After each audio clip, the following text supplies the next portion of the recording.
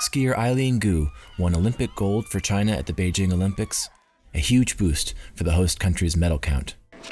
Gu was born and grew up in the United States and has become the highest profile sports star to become naturalized in order to compete for China, but far from the only one.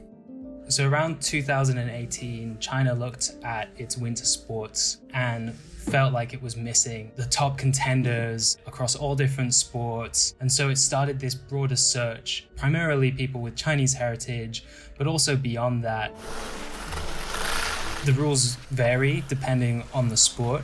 Often it requires a minimum that you will have a Chinese passport, but then on top of that, there may be other things that are required. You might have had to have played within China. For example, for ice hockey, it would have to be playing within China for at least 2 years.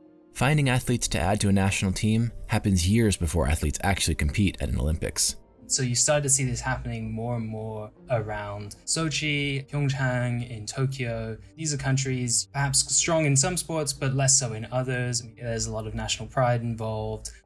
Another high-profile American-born athlete who chose to compete for China is figure skater Zhu Yi.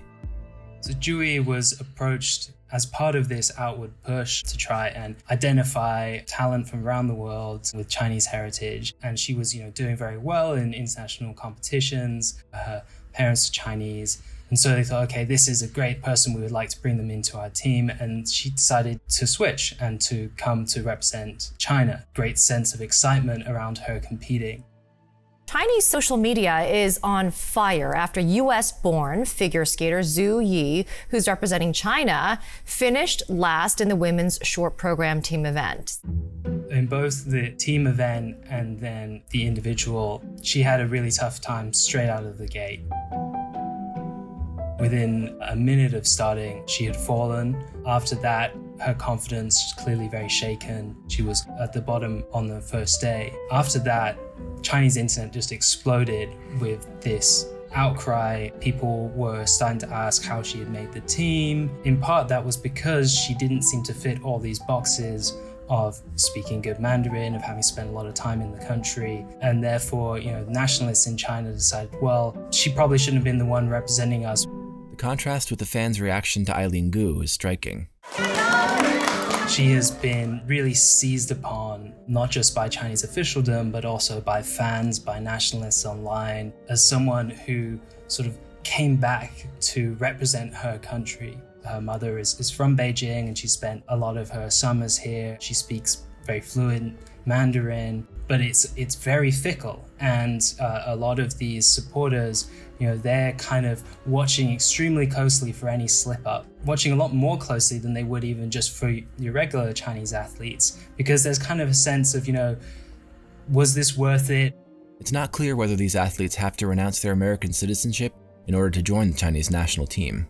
The Chinese government has been extremely unclear about this whole process. The athletes themselves have avoided discussing issues of passports and citizenry. Eileen Gu deflected questions about her passport status after winning her big air gold medal. I definitely feel as though I am just as American as I am Chinese. I'm American when I'm in the US, and I'm Chinese when I'm in China. Chinese law is very clear.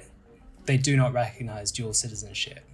There may be some loopholes where potentially what can happen is that an athlete has their Chinese citizenship recognized when they're here, but when they leave the country, they just switch to another passport.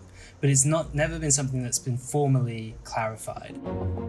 The official line on naturalized athletes is that they are kind of doing something good for the nation. But the problem is that outside of officialdom, often that message doesn't really filter through.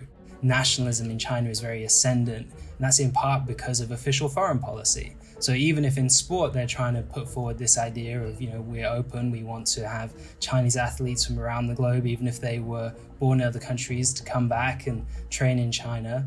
But at the same time, there's this sort of real tub-thumping, quite aggressive, antagonistic foreign policy. And so those things kind of clash. And when an athlete struggles, find it difficult to perform at their best, well then that nationalism can be turned on them.